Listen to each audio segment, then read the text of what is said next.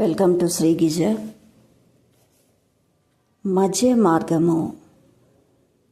గీత మధ్య మార్గాన్ని సదా బోధిస్తుంది. భగవద్గీత.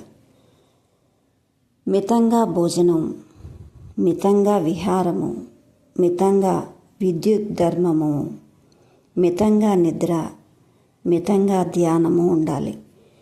ఎప్పుడూ మధ్య మార్గమే అవలంబించాలి. మధ్య మార్గం వల్లనే దుఃఖం పోతుంది.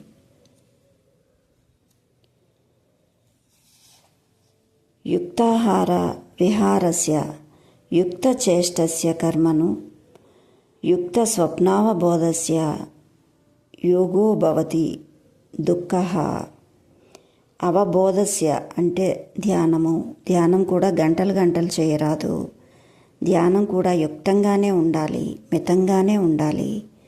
ధ్యానం అన్నది వారి ఇహలోక ధర్మాలకు, నిత్యావసరాలకు అడ్డు కాకూడదు. అతి సర్వత్రా వర్జయేత్. ధ్యానంలో కూడా అతి పనికిరాదు.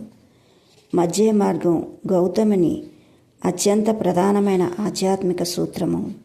బ్రహ్మచర్యం అంటే కూడా నిజానికి సాంసారిక సుఖాలను సరియైన పాలలో అనుభవించే మధ్య మార్గమే గౌతమ బుద్ధుడు బోధించినది.